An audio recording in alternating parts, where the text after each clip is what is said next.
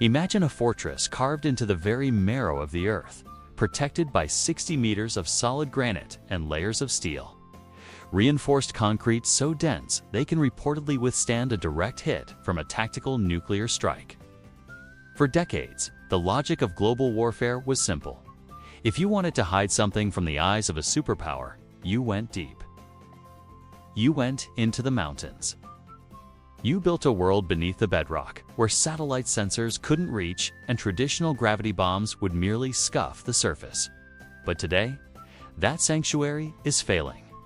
High above the clouds, a B-2 Spirit stealth bomber, a machine that looks more like a shadow than a plane, opens its bay doors to release a 30,000-pound ghost. This is the GBU-57 Massive Ordnance Penetrator, a weapon reportedly designed for one specific purpose: to turn the unreachable into the obliterated. According to defense analysts, we are currently witnessing a silent, subterranean arms race, a deep earth warfare race, where the prize isn't land or sea, but the darkness itself. And as we peel back the layers of this hidden conflict, we have to ask, in a world where nowhere is deep enough to hide, what exactly are we trying to bury? To understand the engineering of the modern bunker buster, we first have to understand the evolution of the target.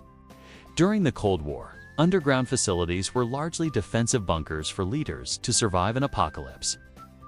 But in the 21st century, the nature of these facilities has shifted toward the offensive. Nations like Iran have reportedly moved their most sensitive nuclear enrichment programs into facilities like Fordo and Natanz, buried deep within the Zagros Mountains. According to defense analysts, Fordo is particularly daunting because it is situated nearly 90 meters underground. It's carved into the side of a mountain to protect its centrifuges from airstrikes. This isn't just about protection, it's about strategic depth. When you move your most valuable assets into the earth, you force your enemy into a physics problem they might not be able to solve. But as nations dig deeper, the military-industrial complex has responded with a terrifying mastery of kinetic energy and gravity. We have to wonder, as the concrete grows thicker and the mountains grow taller, is the earth itself becoming the final battlefield? The GBU-57 Massive Ordnance Penetrator, or MOP, is the ultimate answer to this underground defiance. Weighing over 13,000 kilograms and measuring more than 6 meters in length, it is reportedly the most powerful non-nuclear bunker buster in the American arsenal. The engineering behind it is a masterclass in cold fusion-style precision. This isn't just a big bomb, it's a precision-guided kinetic spear. According to defense analysts, the weapon is reportedly designed to be dropped from high altitudes, utilizing the force of gravity to accelerate the massive weight into a terrifying amount of kinetic energy. The casing is made of a specialized, ultra-hard steel alloy, reportedly designed to prevent the bomb from shattering upon the initial impact with reinforced concrete. Most traditional bombs explode on contact, but the MOP is different. It utilizes a smart fuse that calculates the density of the material it is passing through, delaying the detonation until it has reached its optimal depth. It doesn't just hit the mountain, it swims through it. But if a single bomb can penetrate 60 meters of earth, what happens when you drop two in the exact same hole? This brings us to the concept of tandem strikes or progressive penetration. Defense analysts suggest that a single GBU-57 might not be enough to reach the core of a facility like Fordo in one go. Instead, the strategy reportedly involves a B-2 bomber dropping multiple MOPs in rapid succession. The first bomb acts as a clearing charge, obliterating the top layers of soil and concrete. The second bomb, guided by GPS with surgical precision, enters the crater created by the first, drilling even deeper into the mountain's heart. It is a rhythmic, seismic assault designed to turn the mountain's own weight against the facility inside. Visually, imagine satellite heat maps showing the subterranean temperature spikes as these kinetic spears drive through the rock, followed by the muffled, low-frequency rumble of a deep earth explosion. It's a terrifying display of air dominance over underground warfare. Yet, even as we master the physics of the strike, we must ask, If we can reach the heart of the mountain, what secrets are still lying in the layers we haven't touched yet? The effectiveness of these weapons, however, is entirely dependent on an information vacuum being filled by intelligence agencies. You cannot destroy what you cannot find. Before a single B-2 takes off from Missouri for a 37-hour non-stop mission to the Middle East, years of intelligence work must take place. This is the Johnny Harris-style mapping of the unseen. According to defense analysts, agencies like the CIA and Mossad utilize a combination of satellite imagery, seismic sensors, and human assets to create a three-dimensional blueprint of these underground mazes. They look for telltale signs of deep earth construction, the amount of dirt being excavated, the specific types of high-grade concrete being shipped to remote mountain locations, and the ventilation shafts that must eventually reach the surface to allow the facility to breathe. These ventilation systems are the Achilles heel of the underground world. If you can't blow up the bunker, you can reportedly design to target the air supply, suffocating the facility from the inside out. But in this game of cat and mouse, where every ventilation shaft is a target, how many ghost facilities exist that we haven't even mapped yet? The geopolitical tension between underground warfare and air dominance has created a new kind of bilateral chess. For a nation like Iran, the underground facilities are a form of insurance. They believe that as long as their nuclear program is buried deep enough, they have a deterrent against regime change. According to defense analysts, this is the North Korea model. If the enemy knows they cannot eliminate your second strike capability with a single blow, they are less likely to attack. But for the United States and Israel, the existence of these untouchable facilities is a red line. This has led to operations like Rising Lion, where the objective wasn't just to destroy buildings, but to send a seismic message to the leadership hiding beneath them. When 14 GBU-57 bombs hit their targets, the message isn't just about the physical damage. It's about the psychological realization that the Earth is no longer a shield. But if the message is received and the bunkers are reinforced even further, are we just digging a hole that eventually no one can fill? Let's look closer at the physics of the Natanz and Fordo sites. According to defense analysts, these facilities aren't just holes in the ground.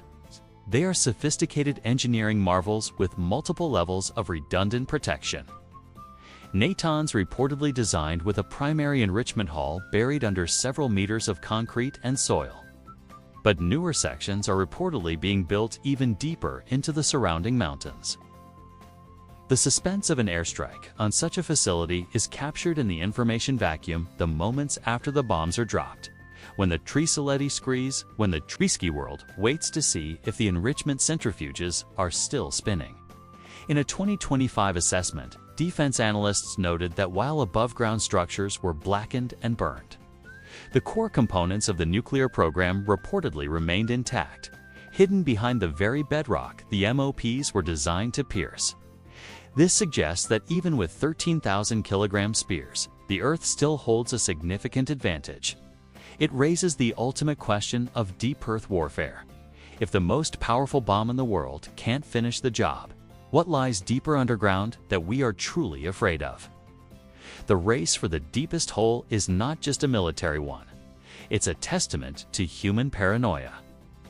Real-life lore-style mapping shows that the deeper a nation digs, the more it isolates itself from the global community, creating a subterranean sovereignty. When a facility is moved underground, it's removed from the eyes of international watchdogs like the IAEA. Confidential reports might leak information about 400 kilograms of enriched uranium. But the reality of the bunker remains a mystery. This lack of transparency is what fuels the curiosity loops of intelligence agencies. They must rely on cryptic daily broadcasts and anomalies in satellite heat maps to guess what is happening in the darkness. According to defense analysts, this intelligence dependency creates a dangerous feedback loop. The less we know about what is underground, the more we feel the need to build bigger bombs to destroy it. But in a world where we are constantly guessing, is the real danger the weapon in the sky or the secret in the soil? As we reflect on the engineering of the GBU-57 and the facilities it hunts, we see a pattern of geopolitical disasters in the making. The history of the CIA's shenanigans in foreign policy shows that military technology is often a blunt instrument used to solve complex psychological problems. You can blow up a bunker, but you cannot blow up the ideology that built it. According to defense analysts, the 12-day war between Iran and Israel in 2025 showed that even total obliteration of surface targets often leaves the root of the conflict untouched underground.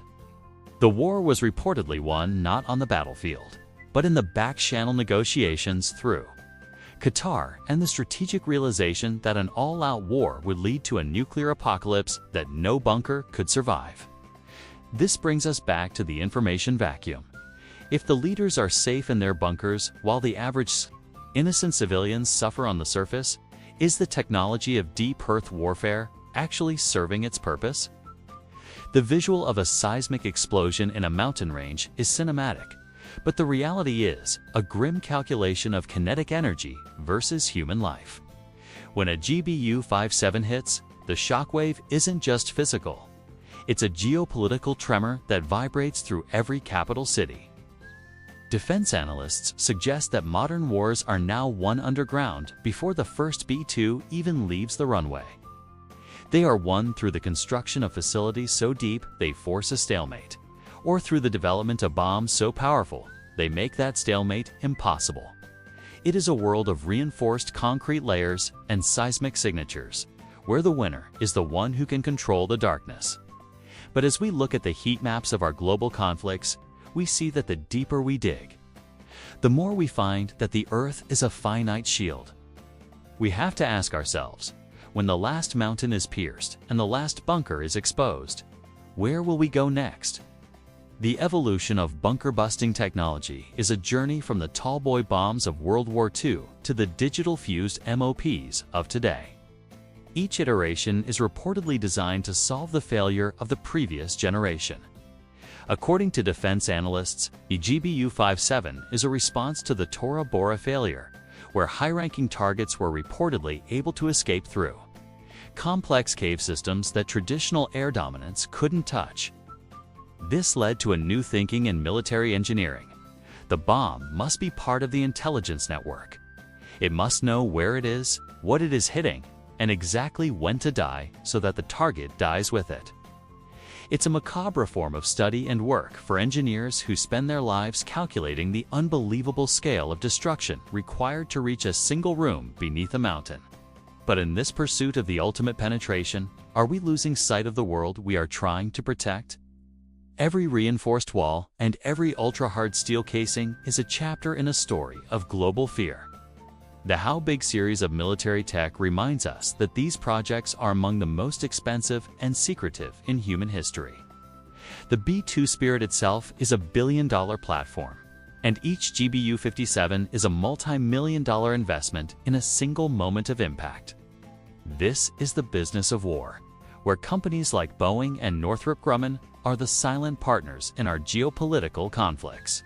According to defense analysts, the military department of these tech giants is often the most profitable, fueled by the constant need to stay ahead of the whole. As long as nations are digging, the business of burying them will thrive.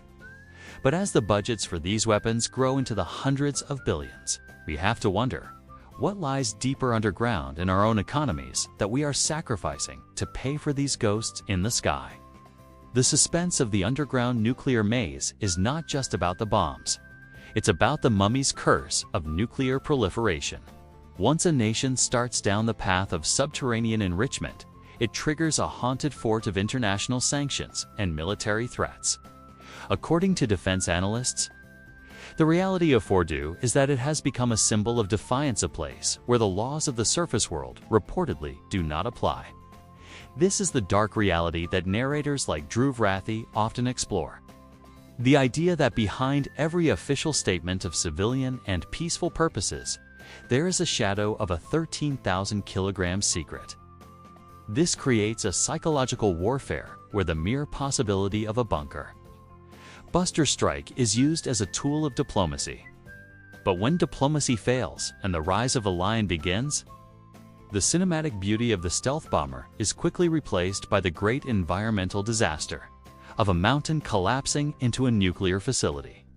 In the final analysis, we must look at the world map and realize it looks wildly different than we think. We see borders and cities, but intelligence agencies see seismic zones and bedrock density. According to defense analysts, the map of the next World War is already being drawn in the subsurface layers of our geography. It is a map where Switzerland's 374,142 bunkers are the benchmark for survival. And the Zagros Mountains are the front lines of hegemony. We are living in a time of impossible things, where we can see a photo from space that explains all of history. Yet we cannot see what is happening 60 meters beneath our feet. This information vacuum is the most dangerous place on Earth. It is where curiosity turns into fear. And fear turns into the GBU-57. As we conclude this investigation into the world of deep Earth warfare, we are left with a chilling reflection. We have spent billions of dollars and decades of human ingenuity learning how to kill a mountain. We have mastered the physics of gravity and the chemistry of steel to ensure that no one can hide from us.